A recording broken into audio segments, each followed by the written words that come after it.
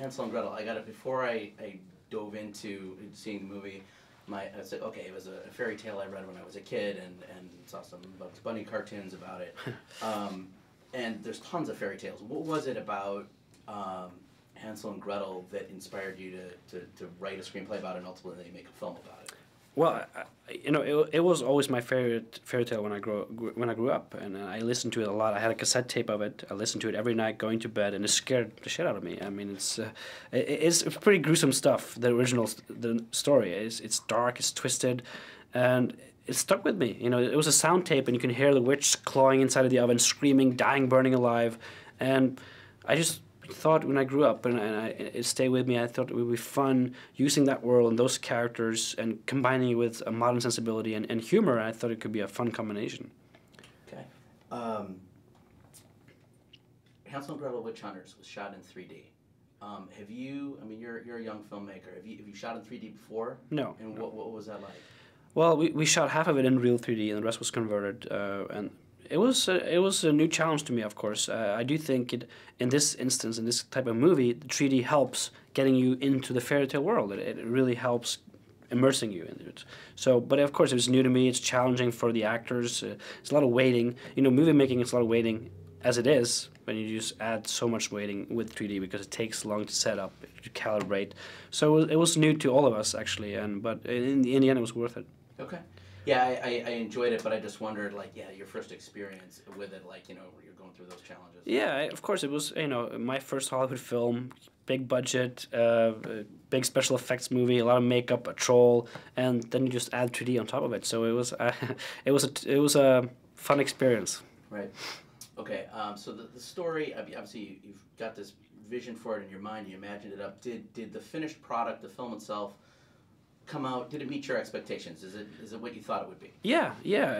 I mean, I would say it came out really close to the script, and that is all. I mean, in Norway, when I do a movie, movie making is a lot of compromising anyway. You always gotta think as you go and try to come up with solutions. But in Norway, it's hard making a movie. There's little money, and you always gotta be.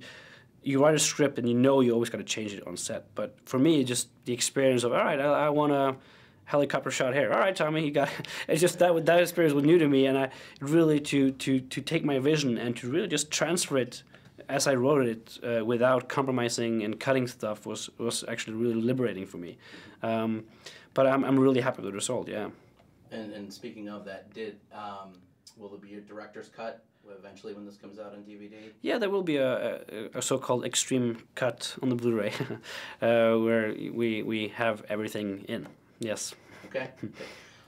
One of the things that I think that I wanted to bring up was timing. As I watched the film, I later found out that the original fairy tale was written in 1812. I'm trying to picture myself. Okay, what year did this happen? And then and it was sort of timeless. But then there's things like weapons and things like that seemed like more modern. So what what would you say to I was okay with it. I thought it was sort of like a dream. Things happen, and you just, it works, and you go with it. What would you say to critics that might say, well, they notice some inconsistencies? Well, first of all, it's a fairy tale world, so you can, you have witches with powers, and you can do whatever you want. But actually, you use the word that we use a lot, timeless, which we always aim for.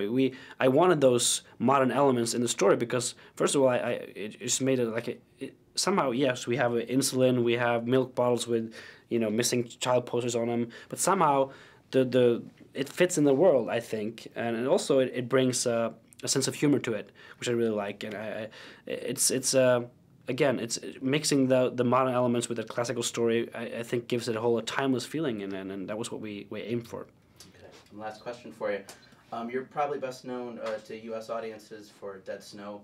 I went to Facebook and Twitter and I asked people, hey, I told them I'd be interviewing you, and what should I ask you? And really what I got is, will there be a Dead Snow sequel? Yeah, we just finished a script for it, actually, and we're hoping to shoot it not this March, but next March. And it's, I'm so thrilled with the script. It's Dead Snow 1 × 10. It's just craziness from the first page, and I'm really excited, actually. Great. Yeah. Okay.